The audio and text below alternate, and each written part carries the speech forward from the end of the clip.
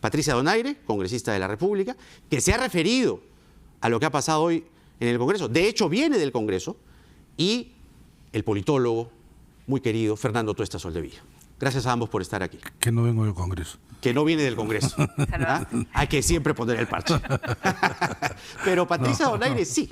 Sí, claro. ¿Ah? Bueno, esta es una situación mejor que yo, ¿no? Sí, probablemente. A estas alturas, sí, podría sin duda, ser que sin duda. vale la pena Sin duda. poner el parche. Así es. Bueno, así están las cosas, pues. Así están las cosas. Primero, congresista Donaire. Buenas noches, nuevamente. Bueno, A ver, de lo que acabo de contar al público, ¿ya? Las declaraciones de Alan García, más lo que ha pasado en el Congreso, ¿cuál es su primera reacción? que el señor García y el APRA está consiguiendo su objetivo. Mira, tú nomás, 12 minutos de tu programa dedicados al señor García, es decir, a distraernos a todo del tema esencial que es en sí un referéndum ad portas el día domingo. Patricia, pero tengo que Y lo informarle segundo, al público. no lo sé, pero nadie sabe lo que ha pasado. Lo que te estoy Hasta diciendo, mi productora me requinta. Lo que te estoy diciendo es que él quiere hacer noticia y lo está consiguiendo, ¿no es cierto? Sí, pues. Porque la verdad que lo que entiendo es que ha pedido protección, el APRA ha pedido protección para el señor García, y supongo que un equipo de protección implica tener cámaras por todos sitios para evitar que al señor le pase cualquier cosa. Y que ahora se diga que esas cámaras o esos equipos están destinados a chuponearlo es otro cuento. En ese escenario de distracción en el Congreso nos enfrascamos en un debate que no debiera haberse producido en este instante, sino después del referéndum. Estamos aprobando una ley que desarrolla una norma constitucional antes de que la norma constitucional sea aprobada por todos ustedes. Entonces se arma el escándalo, obviamente, logran su objetivo adicional de distracción y encima desacreditan esta consulta popular tan importante que la vamos a tener. Ya, pero lo que se ha aprobado tiene que ver concretamente con la pregunta 2. Pero por supuesto que se ha sí. aprobado una ley que incorpora como delito el financiamiento ilegal de partidos. Entonces, ¿para qué ya vamos a Es que no, votar es por que la es pregunta una 2? ley. Ya. Lo otro es una reforma Ya, pero constitucional. ¿cuánto la perjudica a la pregunta 2? A ver, primero es que hay que desarrollar una norma a partir de lo que aprobemos en la Constitución. Y en este caso, y el doctor Fernando Tuesta no me dejará mentir, se están confundiendo los tipos penales, ¿no? Inclusive en el caso de lavado de activos, se están incorporando penas menores a las que existe en la actual regulación. Entonces, sí se está perjudicando. Primero habría que esperar la reforma constitucional. Y yo lo que decía es, ¿por qué tanta prisa en aprobar esto? Y lo dije en el Congreso cuando ya estaba a punto de votarse sin que los demás percibieran esta trampa. Luego se arma el escándalo, logran su propósito y ahora nos encontramos con un escenario de confusión en que las personas, en vez de estar centradas en el referéndum, están mirando las cámaras en la casa del señor García. Fernando Tuesta, además de conocer muy bien el tema que tiene que ver con lo que vamos a votar el día domingo, las 4 preguntas, también es politólogo. Así que podemos hacer una mezcla de las cosas que están pasando en una coyuntura caliente como esta. ¿Cuál es tu primera reacción, Fernando? Bueno, de acuerdo en relación al tema de la discusión de hoy en el Congreso de la República. Es necesario, pues, dar los pasos necesarios, adecuados y oportunos para la aprobación de estas normas. Primero es el referéndum. El referéndum, como todos sabemos, tiene que ver con la reforma de la Constitución. A partir de la aprobación, cuyo resultado lo vamos a saber el domingo, se tienen que dar normas y modificaciones a nivel, obviamente, de las leyes correspondientes. Entonces, se está esperando, por ejemplo, que la pregunta 2 sea aprobada, tal como parece que esto va a ser. Inmediatamente después viene entonces la modificación a nivel de la ley de organizaciones políticas, por ejemplo, que es una de las leyes que corresponde. Entonces, tú tenías 2 salidas. Solo modificar aquello que tiene implicancia directa en relación a la modificación de la Constitución. Vale decir, por ejemplo, la creación del tipo penal en relación a las sanciones, así como la prohibición de los partidos de comprar espacios fuera de la franja electoral, que son los 2 temas muy específicos. De los partidos políticos. Sí. Permíteme hacerte una pregunta que es, además, una idea que está volando por ahí y que evidentemente tiene una carga que me gustaría que tú la aterrices. Lo que están diciendo los agoreros del referéndum es que de nuestros impuestos le vamos a pagar a estos políticos, qué cosas se han creído. ¿Cuán cierto es eso y cuánto nos van a morder? Hay una gran desinformación y en esa gran desinformación viene la manipulación. Entonces, termino la idea en relación a lo que te estaba comentando. Se tiene que aprovechar ese momento de la modificación de la ley para hacer a su vez modificaciones un poco más amplias e integrales. No. Ahora, y respondo a tu pregunta, la franja electoral ya existe. Claro, la norma no está diciendo, bajo ningún punto de vista, que se va a crear un tipo de financiamiento, digamos, un plus, uno nuevo, ¿no? De ninguna manera. Entonces, yo sí he escuchado, por ejemplo, y he visto presentaciones donde se señala justamente eso. Y eso que se señala que es una mentira, forma parte de un eslabón de mentiras en relación al referéndum, ¿no? Por ejemplo, de las 4 preguntas que son el resultado de la aprobación de la ley de parte del Congreso, de las 4, en principio solamente una. La cuarta, hay una diferencia entre el presidente de la República y, digamos, para ponerlo en términos generales, el Congreso.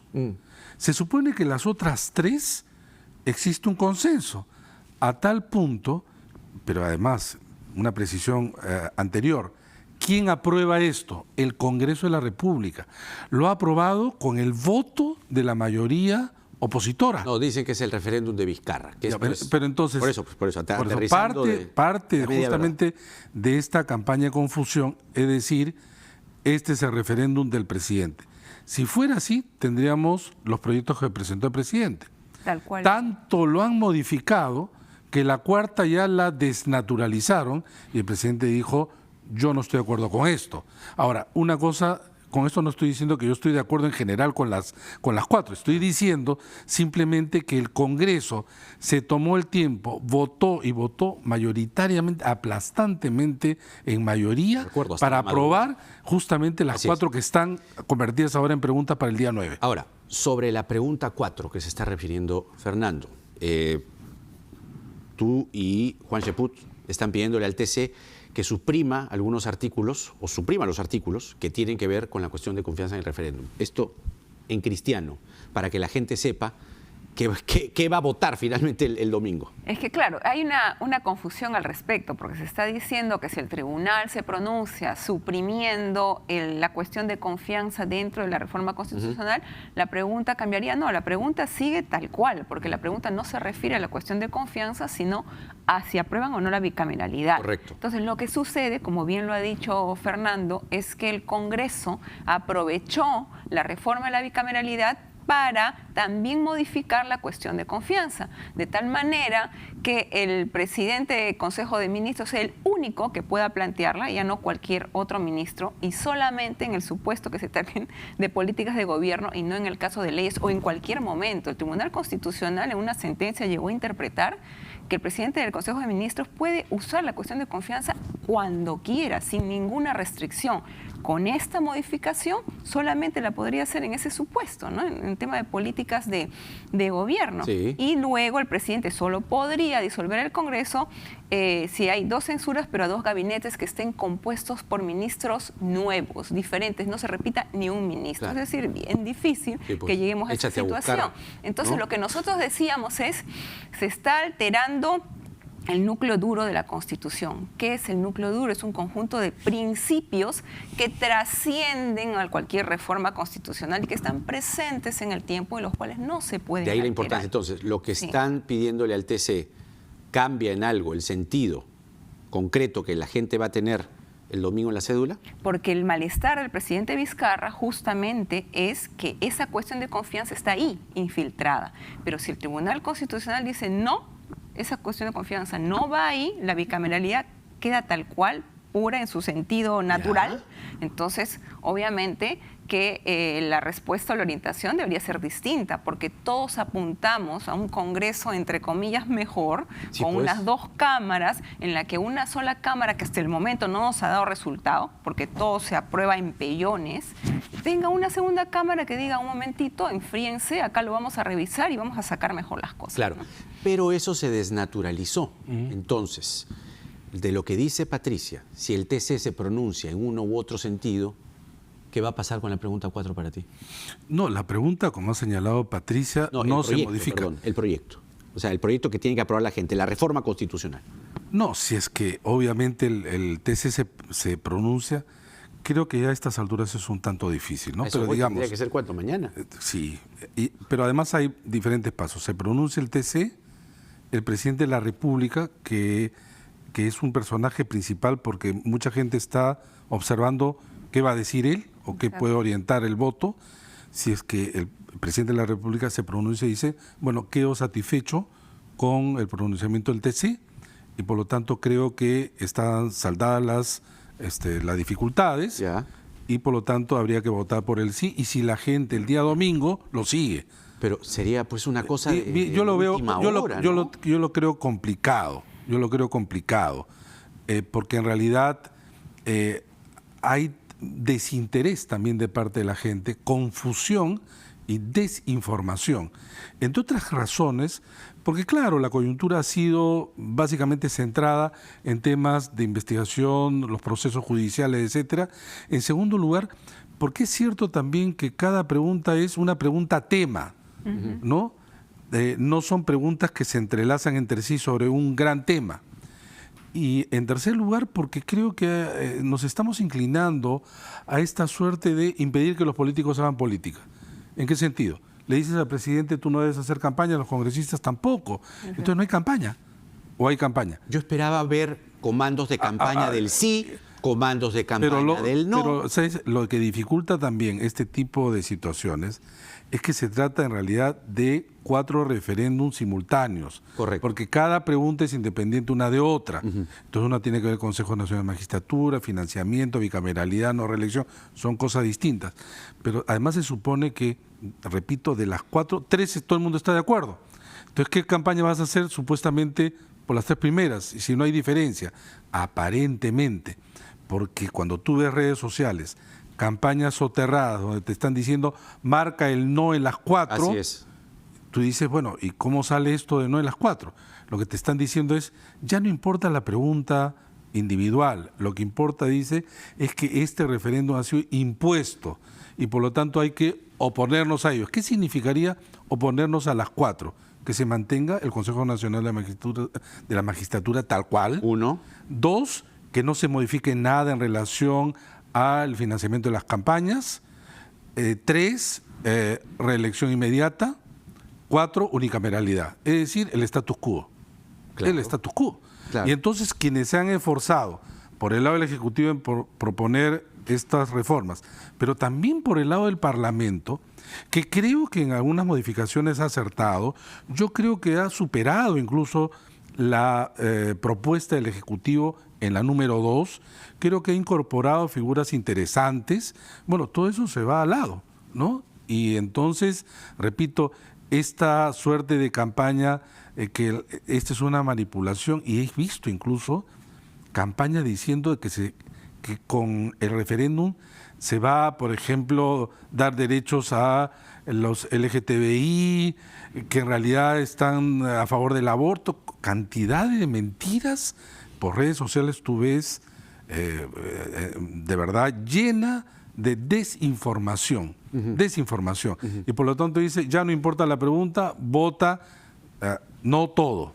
Vota no todo. Claro, ¿no? claro. Que por lo que he podido identificar modestamente con cierto olfato, los que dicen eso son, digamos, sectores vinculados al fujimorismo. Sí, y a la totalmente. Jaime, concretamente. el ¿no? doctor Tuesta dijo algo importante, que es que ninguna de las preguntas se entrelazan entre sí, porque muchos están diciendo que si aprueba la bicameralidad, de alguna forma estoy aprobando una reelección encubierta de congresistas. Y qué mejor que él que lo aclare, porque yo en mi condición de congresista van a decir que estoy actuando como juez y como parte, y me gustaría que se lo diga a la población cuál es su percepción en ese sentido, ¿no? En realidad, efectivamente son separadas, ¿no? La idea que ha resultado siendo casi una afirmación muy extendida es la siguiente, que si se aprueba la no reelección, al aprobarse la bicameralidad, los congresistas actualmente podrían postular no solamente al Senado, sino a la Cámara de Diputados, también, dado que en realidad congresista no es igual a diputado, congresista no es igual a senador. Esa es la idea que se ha repetido mucho. Sin embargo, habría que decir lo siguiente, esa es una interpretación. Hay otra interpretación que diría que eso no es posible. Sí. Finalmente, ¿qué podría ocurrir? A ver, ¿no? Vamos a suponer que un congresista diga, bueno, no hay reelección, pero hay bicameralidad y yo me voy a inscribir como senador. Correcto. ¿Ya? Entonces yo me inscribo en un partido y voy a ser candidato a senador. Y voy, no sé, imagínate que me inscribo en La Libertad. Entonces me inscribo y el jurado electoral especial verá, digamos, la documentación y dirá, bueno, es improcedente la inscripción. O de repente sí lo hace, pero hay una tacha. Y va a tener que resolver el jurado electoral especial. Y si es que dice no al lugar a esta candidatura, lo verá finalmente el Jurado Nacional de Elecciones.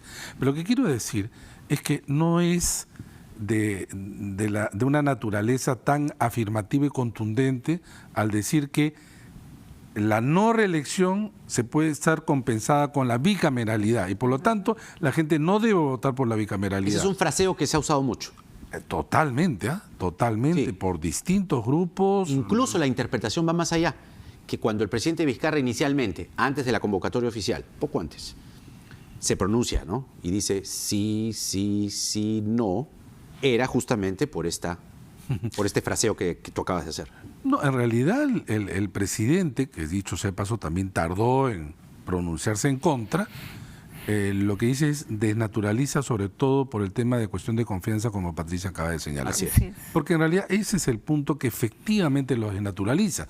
Porque además, Jaime, durante casi todo el tiempo de la discusión, mucho sobre la bicameralidad se discutió básicamente por el artículo 90 que tenía que ver con el número de congresistas, etcétera. Y solo el último día y casi en el último momento se introduce estos dos artículos que efectivamente desnaturaliza, cortan los brazos al presidente de la República, que forman parte de las relaciones ejecutivo y legislativo, que obviamente los desbalancean, ¿no?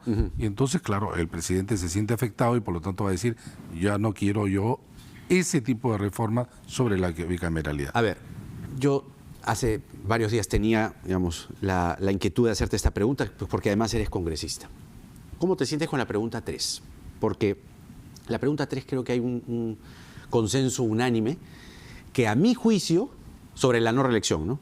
Que a mi juicio tiene una carga emotiva y tiene mucho de hepático, por decirlo menos. Es decir, hay un rechazo absoluto a la clase política y se desboca en esa pregunta 3 diciendo no los quiero más. De hecho, el artilugio de la pregunta 4 que venían de contrabando tiene que ver con eso y ahí se carga el no. Pero, ¿de verdad crees que la no reelección es bueno para la sociedad, para la democracia? ¿Realmente lo crees? Perdona que te ponga en aprieto. Ni sí ni no, no pones en aprieto, porque yo desde un principio dije que yo no estaba a favor de la reelección, pero ojo, interpreto el sentir popular. En este momento, en esta circunstancia, la gente no quiere reelegirnos, porque es un Congreso que ha dado muestras de no estar a la altura de una representación parlamentaria que realmente responda a los intereses de la población, que responda a una agenda en la que se privilegie temas importantes. No lo es. A este Congreso la población no lo quiere reelegir. Ahora, la reelección es buena en algunos casos, sí lo es. De repente, buenos congresistas. Porque mira, tendremos que esperar un periodo más. Vamos a tener un Congreso de pulpines. Pero escúchame una cosa, en un Congreso como el actual, en la que la mayoría son pulpines y hay congresistas que se han reelegido varias veces, como en el caso del congresista Mulder, no precisamente, y el congresista Velázquez, no precisamente son un ejemplo del tipo de congresistas que queremos que se reelijan. Son precisamente los que han presentado 2 normas que han sido declaradas inconstitucionales por el Tribunal Constitucional. Entonces, la experiencia no siempre es sinónimo de algo positivo, ¿no? El pueblo no debería aprobar o reprobar esa conducta o inconducta, llámalo como quieras, en las urnas y decir, ¿lo quiero o no lo quiero? Yo creo que sí también, Jaime. El tema es que, como te repito, en este momento, decirle al pueblo reelección, interpretan que todos los que estamos en este Congreso, en este momento, seamos justos o pecadores, vamos a querer postular a una reelección. Obviamente que ahí el pueblo dará su sanción. Por eso es que tampoco a mí me inquieta mucho el que no se apruebe, ¿no? Claro, ahora, ¿esto cuánto bien o cuánto mal le hace a la democracia? Es decir, que no se puedan reelegir congresistas, ya no se reeligen alcaldes, no se reeligen gobernadores. Pero es pasado un periodo, no es definitivo, es pasado un periodo, ¿no? No es definitivo, no es que nunca más. ¿A qué te refieres?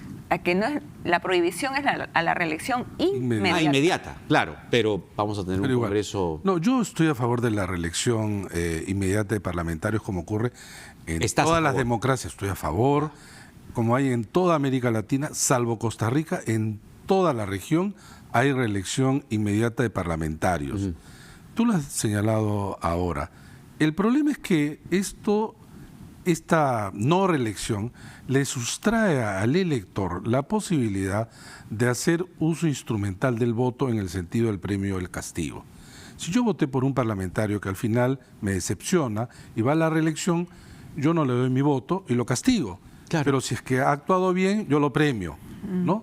Porque no estás obligado a votar por los congresistas que van a la reelección. Es más, en este Congreso de los 130, tan solo 29 son reelegidos. Ahora, lo que pasa es que también, cuando se hacen las encuestas, muchas veces la gente dice, yo no quiero que estén los congresistas, bueno, salvo los míos, ¿no?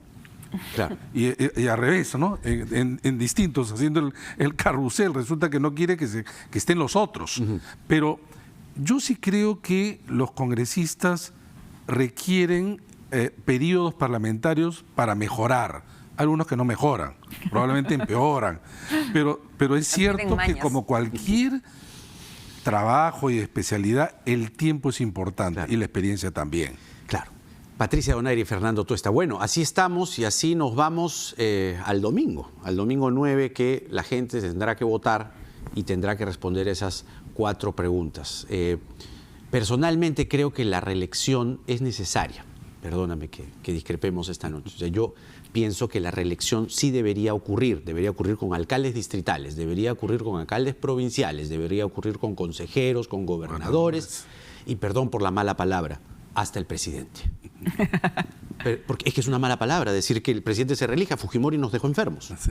Bueno, ¿no? Habría que discutir sobre el caso del presidente. Pero, ¿qué es lo que creo, para cerrar la idea? Que debería haber reelección una vez. Y de ahí, chau pescado. En todo sentido. Y la clase política se va regenerando y se va reformando. Es una modesta opinión, pero en fin, la gente va a votar mayoritariamente por la no reelección y bueno, veremos después qué pasa. Quizá después se vuelva a cambiar, ¿no? Digamos, para que la sociedad descargue, ¿no? Descargue y se libre de este Congreso, porque creo que el problema es este Congreso. Bueno, con una disposición transitoria, ¿no? Bastaba, ¿no? Sí, pues. Les agradezco mucho, de verdad. Fernando Tuesta, Patricia Donaire. Una cosita final, decirle a la población que no se deje distraer por este tipo de cortinas de humo. Lo importante es lo que tenemos enfrente este domingo. Este domingo, ¿no? Sí, pues. Estamos a la espera, por cierto, tenemos que, digamos, ceñirnos a los hechos, ¿no? Estamos a la espera de una conferencia de prensa en el Ministerio del Interior. Se ha anunciado una conferencia de prensa para las 9:30 de la noche. Mientras tanto, allí en San Antonio Miraflores, en la puerta de la casa del expresidente Alan García, sigue el fiscal Eric Linares en la diligencia para recabar información, datos, relatos, hechos, testimonios, testigos, etcétera, de lo que se ha denunciado, un presunto chuponeo a Alan García. Vamos a la pausa.